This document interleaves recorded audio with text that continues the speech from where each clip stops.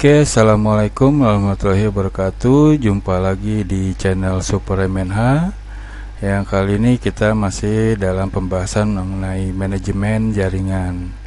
Oke, pokok bahasan yang akan kita bahas di video kali ini yaitu mengenai network komponen atau komponen jaringan. Oke, untuk awal kita lihat dulu seperti apa teknologi jaringan komputer. Nah, teknologi jaringan komputer ini merupakan sebuah sistem yang terdiri atas komputer-komputer dan perangkat jaringan ya, yang didesain untuk berbagi sumber daya. Sumber daya yang bisa data, file, akses internet dan sebagainya, dan juga berkomunikasi, yaitu komunikasi antar komputer dengan komputer, komputer dengan perangkat jaringan dan sebagainya, dan juga dapat mengakses informasi, misalkan data yang disediakan di server misalkan dan sebagainya. Nah, itu adalah teknologi jaringan komputer yang mungkin kita sering temui dalam kehidupan kita sehari-hari. Oke, di dalam jaringan terdiri dari node dan link. Node itu merupakan perangkat ya, perangkat ataupun mungkin juga peripheral yang terhubung di dalam jaringan, baik itu workstation, komputernya, router, switch dan sebagainya. Kemudian link itu merupakan media komunikasi yang menghubungkan antara node yang satu dengan node yang lainnya di dalam suatu jaringan, yaitu dari node dan link. Oke, di dalam teknologi jaringan komputer kita juga mengenal apa yang disebut dengan topologi. Apa itu topologi? Yaitu sebuah layout atau formasi gitu ya. Bagaimana perangkat dalam jaringan tersebut akan dikonfigurasi. Nah, itu adalah topologi dari sebuah jaringan komputer. Nah, dalam topologi bisa berupa LAN, Local Area Network, ataupun WAN, Wide Area Network. Nah, ini berbeda cakupannya seperti itu. Itu sebagai pembuka ya dalam pembahasan kita kali ini mengenai komponen jaringan. Kita awali tadi dengan teknologi jaringan komputer.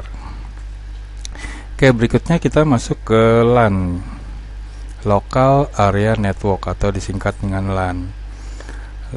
LAN itu merupakan suatu jenis jaringan komputer dengan mencakup wilayah lokal yang jangkauannya maksimal 10 km atau paling sedikit 100 meter lah, seperti itu. Itu merupakan jaringan local area network, atau bisa suatu jaringan yang terdiri atau berada di dalam suatu lingkup, bisa lingkup rumah, bisa lingkup gedung, misalkan suatu perusahaan dan sebagainya. Nah, itu yang disebut dengan local area network. Nah, tipe-tipe dari LAN ini atau local area network ada Ethernet, yaitu sebuah sebuah jaringan, sebuah tipe LAN yang memiliki kecepatan sekitar 10 Mbps ya. Nah, itu yang disebut dengan Ethernet. Kemudian ada tipe lainnya yaitu Fast Ethernet. Nah, ini memiliki kecepatan lebih besar dari Ethernet, yaitu sekitar 100 Mbps. Kemudian ada yang disebut dengan Gigabit Ethernet. Nah, ini lebih tinggi lagi nih dengan Mbps-nya atau kecepatannya, yaitu sekitar 1000 Mbps atau 1 Gbps, 1 gigabit byte per second. Kemudian ada di dalam tipe LAN itu ada dikenal dengan half duplex dan juga full duplex. Nah, kalau half duplex itu dia sebuah mode komunikasi di mana data dapat ditransmisikan ataupun diterima secara dua arah, tetapi tidak dapat secara bersama-sama. Jadi dia bisa dua arah gitu ya. Itu yang disebut dengan half duplex. Contohnya misalkan kalau di komunikasi kita mengenal ada HT ya, walkie talkie. Nah itu dia bisa dua arah, tapi si pembicara mengirim, dia tidak bisa menerima secara bersamaan gitu ya. Dia harus mengirim gitu, kemudian dia harus menerima di lain waktu misalkan. Nah itu pengertian dari half duplex. Sedangkan dalam full duplex, nah ini dua pihak yang saling berkomunikasi akan mengirimkan informasi ataupun juga menerima informasi dalam waktu yang sama. Nah, di sini umumnya membutuhkan dua jalur komunikasi. Nah, itu yang disebut dengan full duplex. Misalkan misalkan kita contoh telepon. Nah, kita bisa berbicara dengan lawan telepon kita, lawan bicara kita di telepon tersebut bisa kita berbicara ataupun menerima pesan gitu ya, suara dari lawan bicara kita di telepon. Nah, itu adalah full duplex. Kemudian ada switch Ethernet. Nah, ini penggunaan switch ya di dalam suatu jaringan local area network dalam hal ini. Kemudian di LAN ini kita mengenal ada yang disebut dengan VLAN atau virtual LAN. Nah, ini model jaringan yang bisa dikatakan secara logis dia akan membagi jaringan menjadi beberapa LAN yang berbeda. Nah, itu merupakan pengertian dari VLAN. Kemudian berikutnya tipe LAN ada token ring. Nah, ini seperti di dalam jaringan menggunakan topologi ring. Kemudian ada yang disebut dengan FDDI atau Fiber Distributed Data Interface. Nah, ini merupakan suatu standar komunikasi data, biasanya menggunakan fiber optik ya, pada LAN dengan panjang maksimal kira-kira mungkin bisa sampai 200 km gitu. Penggunaan karena menggunakan fiber optik tadi. Nah, itu dengan menggunakan FDDI. Nah, FDDI ini protokolnya dia menggunakan berbasis dari protokol token ring tadi ini. Nah, itu yang disebut dengan FDDI. Dan berikutnya ada ATM atau LAN. ATM itu asynchronous transfer mode, sedangkan LAN itu adalah LAN emulation atau local area network emulation. Nah, ini merupakan LAN ini atau LAN emulation ini merupakan teknologi yang memungkinkan jaringan ATM tadi, asynchronous transfer mode, dia berfungsi sebagai backbone atau tulang punggung dari LAN. Nah, itu mengenai local area network. Berikutnya adalah WAN, Wide Area Network. Nah, WAN sini atau Wide Area Network dia merupakan jaringan yang mencakup daerah geografis yang lebih luas, bisa mencakup negara atau benua misalkan.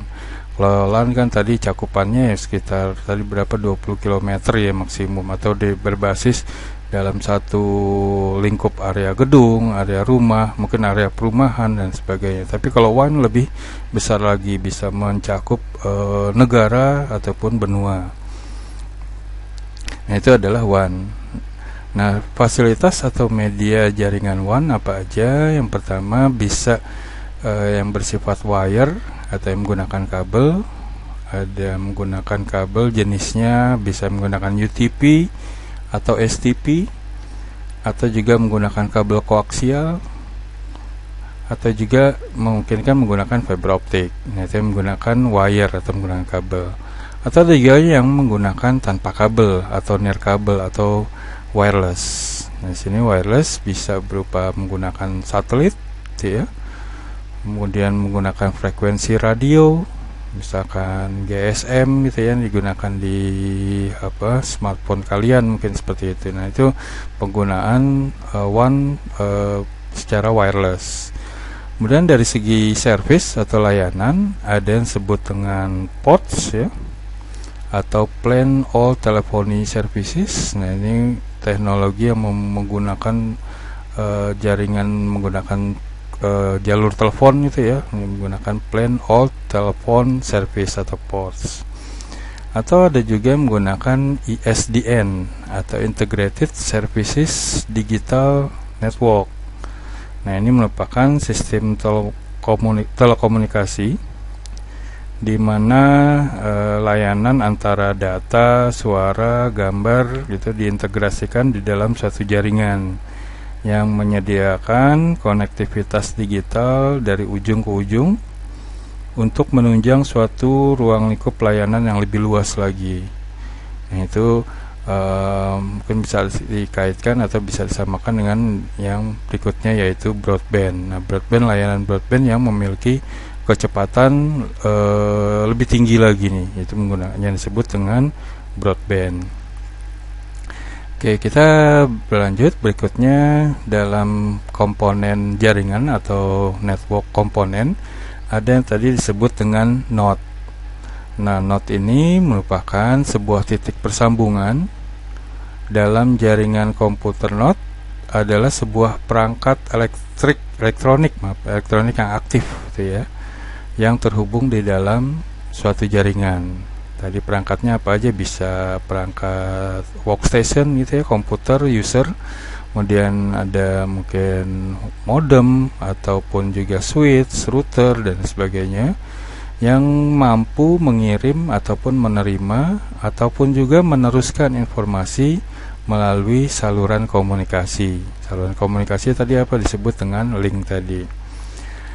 Nah, node ini bisa berupa hub, bisa berupa bridge atau remote bridge, bisa berupa router ataupun juga gateway gitu ya, atau juga bisa berupa switch. Nah, itu yang disebut dengan node. Kemudian node komponen jaringan tadi ya bisa berupa hub, bridge, remote atau bridge, kemudian router, switch, kemudian workstation gitu yang digunakan oleh user, gitu. Gateway. Nah, seperti digambar di sini. Ini dalam suatu jaringan itu ya, jaringan eksternal, ini dial up network atau external network yang menggunakan beberapa node sini ya, node di dalam komponen jaringan berupa node, ada router, gateway, switch, hub, remote bridge, workstation, menggunakan hub, bridge, hub, router dan sebagainya, ataupun juga ATM switch asynchronous transfer mode tadi ya. Nah, itu merupakan node dalam network komponen sini. Oke, berikutnya dalam pembahasan kita berkaitan dengan komponen network, kita mengenal ada topologi tadi ya, topologi. Nah, ini secara dasarnya, basicnya, yang pertama kita mengenal ada topologi bus. Nah, topologi bus seperti gambar di sini. Karakteristiknya seperti apa? Karakteristik dari topologi bus. Di karakteristik topologi bus, node-node dihubungkan secara serial sepanjang kabel. Itu ya, sepanjang kabel sini. Di antara sepanjang kabel yang disebut kabel backbone ini, dia nanti dihubungkan node-node-nya nih, berupa station ya, workstation ya, dan sebagainya. Dan pada kedua ujung kabel ditutup dengan terminator. Jadi di antara ujung dengan ujung ditutup dengan terminator. Nah, itu karakteristik dari topologi bus. Atau topologi bus ini ada beberapa istilah gitu ya, menggunakan selain topologi bus, yaitu topologi linear. Karena dia menggunakan satu jalur backbone tadi. Nah, dalam topologi bus, karakteristik berikutnya yaitu paket-paket saling bersimpangan dalam satu kabel, gitu ya, tadi kabel backbone. Nah, jika salah satu node rusak, bisa berupa satu workstation sini misalkan, nah maka keseluruhan jaringan itu akan menjadi down. Nah, itu karakteristik dari topologi bus. Di topologi bus kelebihannya apa nih? Ada kelebihannya kalau kita menggunakan jaringan, kita menggunakan topologi bus, yaitu topologinya termasuk yang bisa dikatakan sederhana. Kemudian kabel yang digunakan sedikit, karena kabel utama tadi aja yang digunakannya untuk menghubungkan antar node-node tadi. Kemudian penggunaan biayanya lebih murah, karena kabel yang digunakan sedikit tentu biaya menjadi lebih murah. Kemudian dalam implementasinya itu bisa dikatakan lebih mudah menggunakan topologi bus ini. Namun topologi bus ini juga memiliki kelemahannya nih atau kekurangannya. Apa aja kekurangannya? Nah, trafik yang padat bisa memperlambat konektivitas. Jadi saat penggunaan jaringan menggunakan topologi bus ini, kalau trafiknya sedang padat, nah koneksi yang dilakukan yang menghubungkan di node tersebut itu akan menjadi lambat pastinya. Itu termasuk kekurangan penggunaan topologi bus. Nah, dalam melakukan troubleshoot agak sulit nih kalau menggunakan topologi bus, karena tadi jika satu node itu akan rusak, keseluruhan jaringan akan down. Nah, kita akan mengakibatkan kita sebagai yang mengelola jaringan akan lebih kesulitan dalam melakukan troubleshoot penggunaan topologi bus di sini. Nah, topologi ini dalam penggunaannya dia paling lambat dibanding dengan topologi lain yang akan kita bahas berikutnya ya, topologi berikutnya. Seperti topologi, apalagi ada topologi yang disebut dengan topologi ring. Nah, ini dari namanya ring itu mungkin seperti cincin atau lingkaran. Nah, karena bentuknya juga seperti ini nih, seperti cincin atau lingkaran. Nah, karakteristiknya di topologi ring ini, node-node dihubungkan secara serial sepanjang kabel dengan bentuk jaringan seperti lingkaran atau cincin ya mungkin. Nah, paket-paket mengalir dalam satu arah, bisa ke kiri atau ke kanan, atau mungkin bisa kita katakan searah jarum jam atau melawan jarum jam. Nah, itu karakteristiknya, paket-paketnya ya mengalir dalam satu arah. Nah, problemnya sama mungkin dengan topologi bus yang kita bahas sebelumnya.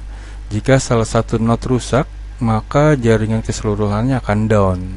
Nih, kalau salah satunya misalkan satu bermasalah, jaringan keseluruhan akan down. Nah, kita lihat berikutnya tipe yang digunakan biasanya tipe UTP atau kabel patch, patch cable, tipe kabel IBM tipe 6. Kelebihannya nih, apa nih kelebihan dari topologi ring? Nah, kelebihan pertama, data mengalir satu arah. Tadi ya bisa ke kiri atau ke kanan atau searah jarum jam atau berlawanan arah jarum jam. Nah, sehingga dengan mengalirnya secara satu arah ini, collision data atau tabrakan antar data itu dapat dihindarkan dengan penggunaan topologi ring ini. Kelebihan lainnya, aliran data lebih cepat karena data mengalir secara satu arah tadi ya. Berikutnya, waktu mengakses data lebih optimal kalau kita menggunakan topologi ring ini. Sedangkan kekurangannya apa nih kalau kita menggunakan topologi ring? Nah, kekurangannya jika ada node yang tidak berfungsi, maka akan mempengaruhi keseluruhan jaringan. Jadi node yang tidak bermasalah satu atau mungkin lebih, nah itu akan mempengaruhi seluruh jaringan. Jaringan akan menjadi down biasanya. Kemudian kekurangannya jika kita ingin menambah atau mengurangi node, itu akan mengacaukan jaringan. Misalkan kita akan menambah satu node lagi, nah itu jaringan saat kita akan menambahkan pastinya jaringan tersebut akan down gitu ya, karena kita akan memutus aliran data di dalam topologi ring ini. Oke, kita lanjut. Berikutnya, ini masih ada kekurangannya, sulit untuk melakukan konfigurasi ulang nih kalau kekurangan termasuk kekurangan di dalam topologi ring.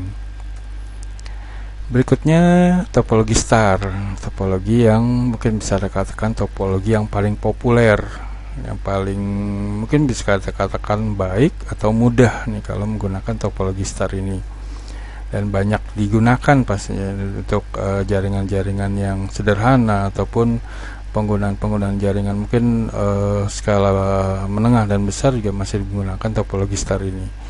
Seperti apa topologi star di sini? Seperti gambar di sini ya, gambar beberapa node yang menggunakan sini satu secara sentralisasi bisa berupa hub atau switch gitu ya. Nah, karakteristiknya seperti apa kalau topologi star ini? Nah, setiap node terhubung dengan konsentrator atau sentralisasi sini berupa switch atau hub ini ya.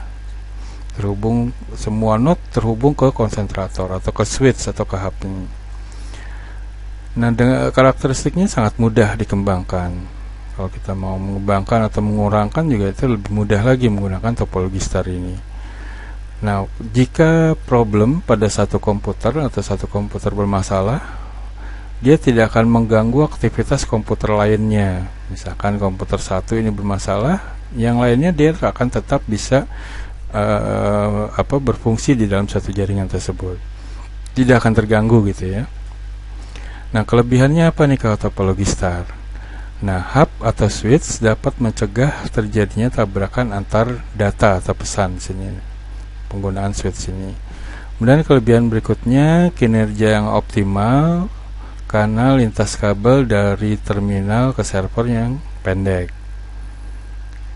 Berikutnya, penambahan ataupun pengurangan ya, penambahan atau pengurangan terminal dia tidak akan mengganggu aktivitas dari keseluruhan jaringan. Itu kelebihannya. Kekurangannya apa nih? Selain kelebihan pasti ada kekurangannya nih, topologi star ini.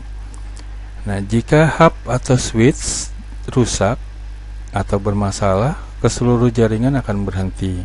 Kalau tadi kan satu node sini bermasalah, jaringannya tetap up gitu ya, atau yang tidak mempengaruhi ke node lainnya. Tapi bagaimana jika hub ini yang rusak atau bermasalah? Nah, itu baru keseluruhan jaringan akan bermasalah. Berikutnya, jumlah terminal tergantung jumlah port pada konsentrator. Nah, sini kalau kita mau gunakan berapa nih terminal atau node yang ada di jaringan kita. Nah, ini tentunya tergantung kesediaan dari port di sini nih. Nah, kalau port misalkan port biasanya ada yang 8 atau 16 atau 32 atau 64 misalkan. Nah, kalau kita menggunakan switch atau hub yang memiliki portnya 32 ya, berarti kita bisa menggunakan terminal atau node itu sebanyak port yang tersedia, yaitu 32 node dalam hal ini, atau 64 atau dan seterusnya ya. Oke, berikutnya topologi hybrid. Nah, dari segi nama, hybrid ini merupakan gabungan pastinya ya. Seperti di gambar di sini ada gabungan beberapa topologi yang ada. Nah, karakteristiknya seperti apa? Yang pertama, merupakan topologi hybrid ini merupakan topologi gabungan dari beberapa topologi. Kemudian penggunaannya tergantung pada kepentingan yang dibutuhkan atau sesuai kebutuhan lah kalau kita menggunakan topologi hybrid ini. Dan berikutnya dalam one topologi ada kita mengenal topologi mesh atau topologi jaring ya, mungkin ya seperti itu ya, seperti di gambar di sini. Nah, dia memiliki karakteristik seperti apa? Yang pertama, diimplementasikan di tingkat network layer, di tingkat atau di di layer 3 ya, layer 3. Diimplementasikan di layer 3 nih topologi mesh ini. Nah, di topologi mesh setiap host memiliki koneksi langsung ke tiap-tiap host lainnya. Jadi kalau di sini N2 dia koneksi langsung ke N1, N4, N3 dan seterusnya. Itu dia memiliki koneksi langsung. Nah, karakteristik berikutnya di topologi mesh, koneksi dilakukan langsung tanpa melalui terminal pusat ya. Kemudian topologi dengan koneksi fisik yang banyak, namun dia membutuhkan penggunaan kabel yang banyak. Nah, itu topologi mesh. Kita lanjut ke topologi berikutnya, yaitu topologi tree atau pohon ya, mungkin ya, topologi tree bentuknya seperti ini atau bentuknya seperti hierarki. Nah, karakteristiknya digunakan dengan Ethernet bridge, biasanya menggunakan Ethernet bridge. Nah, dia karakteristiknya seperti hierarkikal gitu ya, dia bertingkat, berjenjang gitu ya. Sini dari jenjang paling top, kemudian di tingkat bawahnya, kemudian ada sub tingkat bawahnya lagi, dan seterusnya. Nah, itu secara bertingkat topologi tree ini memiliki ciri khasnya. Nah, menggunakan topologi tree ini dia menjadi efisien kalau jaringan kita kecil ataupun juga jaringan dengan tujuan khusus, akan lebih efisien menggunakan topologi tree ini. Oke, berikutnya di dalam network komponen kita masuk ke mengenai transmission technology atau teknologi transmisi. Di dalam transmission technology atau teknologi transmisi ada berdasarkan mediumnya, media dalam mentransmisikannya, medianya ya, atau mediumnya, ataupun juga secara modenya. Nah, kita lihat medium bisa berupa atau menggunakan wire atau kabel, atau menggunakan wireless. Medianya hanya dua itu ya, transmission kabel atau tanpa kabel. Sedangkan secara modelnya untuk teknologi transmisi bisa ditransmisikan secara digital atau bisa ditransmisikan secara analog. Nah, kita masuk kemudian kembali lagi ke mediumnya. Kalau menggunakan wire kabel bisa berupa LAN atau WAN gitu ya. Kalau wireless ada wireless LAN dan seterusnya. Nah, kemudian berikutnya untuk media transmisi fisik sini bisa berupa kabel berjenis UTP atau STP ya, atau bisa koaksial, atau bisa menggunakan fiber optik.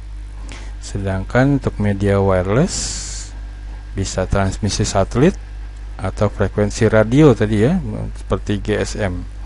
Nah, itu teknologi transmisi nih, transmisi pada suatu jaringan, termasuk komponen jaringan dalam hal ini. Oke, berikutnya kita kembali lagi ke komponen jaringan yang banyak atau sering digunakan atau not digunakan dalam perangkat dalam suatu jaringan. Yang pertama kita lihat adalah hub. Nah, ini hub, cara kerjanya seperti apa? Nah, hub sini dalam penggunaannya, paket yang tiba di salah satu port itu dia akan disalin ke semua simpul yang terhubung di dalam hub. Jadi kalau ada beberapa hub yang terhubung, misalkan ada 8 gitu ya. Nah, paket yang tiba di salah satu port dia akan disalin ke semua yang terhubung ke 88 port tadi. Nah, kecepatan hub harus dibagi ke masing-masing port nih. Nah, kelebihannya apa menggunakan hub sini? Kelebihannya memungkinkan pengguna untuk berbagi pada jalur yang sama. Namun dari sisi penggunaan pada jalur yang sama ini menjadi suatu kekurangan nih. Dengan menggunakan jalur yang sama, berarti kecepatan komunikasi juga harus dibagi. Nah, itu kekurangan kalau kita menggunakan hub. Berikutnya perangkat di dalam jaringan, yaitu switch. Nah, cara kerja seperti apa switch? Ini di dalam switch, dalam transmisinya kita mengenal secara arsitekturnya ada dua macam, yaitu cut through dan store and forward. Nah, di sini kalau yang switch cut through ya, memiliki kelebihan di sisi kecepatan, karena ketika sebuah paket datang, switch hanya memperhatikan alamat tujuannya sebelum diteruskan ke alamat tujuan. Jadi dia akan memperhatikan dari paket data yang diterima untuk dilanjutkan atau diteruskan, dia berdasarkan dari alamat tujuannya. Alamat tujuan dia akan kirim langsung ke tujuannya. Sedangkan switch store and forward dia merupakan kebalikan dari cut through. Nah, switch ini akan menerima dan menganalisa seluruh isi paket sebelum meneruskan ke tujuan. Itu cara kerja dari switch ini, cut through maupun store and forward. Nah, switch dengan kapasitas 10/100 Mbps akan mengalokasikan 10/100 Mbps juga secara penuh ke setiap port yang digunakan di dalam switch di dalam suatu jaringan. Oke, berikutnya ada disebut dengan bridge. Nah, cara kerjanya seperti apa bridge? Nah, bridge ini dia ciri khasnya dia akan memetakan alamat Ethernet dari setiap node atau titik yang ada pada masing-masing segmen jaringan dan hanya memperbolehkan lalu lintas data yang diperlukan melintasi bridge. Nah, ketika menerima sebuah paket, bridge akan menentukan segmen tujuan dan sumbernya. Nah, jika segmennya sama, segmen tujuan dan sumbernya sama, gitu ya, paket akan ditolak. Namun jika segmennya berbeda, maka paket akan diteruskan ke segmen tujuan. Nah, bridge ini bekerja pada physical layer dan data link layer di OSI layer ya, berarti di layer 1 dan layer 2. Oke, berikutnya adalah router. Nah, router cara kerjanya seperti apa router? Nah, router ini merupakan di dalam jaringan sebagai penyaring lalu lintas data. Nah, sini penyaringannya dilakukan menggunakan protokol tertentu pastinya. Nah, router merupakan piranti secara logikalnya ya, secara logikal dia akan menyaring lalu lintas datanya tadi. Kemudian di dalam router ini secara routingnya dynamic routing ataupun static routing ya, atau mungkin secara otomatis untuk dynamic routing dia akan mendapat memilih rute terbaik untuk transmisi datanya di dalam suatu jaringan. Itu kalau penggunaan router. Nah, router ini bekerja pada lapisan physical, data link, dan network layer di layer 1, layer 2, dan layer 3. Berikutnya adalah repeater. Nah, repeater ini istilahnya sih berasal dari telegrafi dan dirujuk ke elektromekanis ya, mekanis perangkat yang digunakan untuk meregenerasi sinyal telegraf. Jadi dalam hal ini repeater biasanya digunakan untuk meneruskan atau memperjauh atau memperluas jangkauan dari suatu jaringan. Jadi kalau suatu jaringan biasanya kalau menggunakan kabel atau wifi misalkan, nah itu mungkin kisaran 100 meter. Nah, bagaimana kalau kita mau mengembangkan lagi menjadi jauh, menjadi 200 meter? Berarti sebelum di 100 meter tadi kita menggunakan repeater untuk memperluas jangkauan dari jaringan kita tentunya. Nah, digunakanlah alat atau perangkat repeater ini. Nah, repeater bekerja dengan sinyal fisik yang sebenarnya. Yang repeater bekerja pada lapisan fisik di lapisan 1 ya, di lapisan pertama dari model OSI lapisan. Oke, berikutnya gateway. Nah, gateway biasanya berada pada sisi router nih.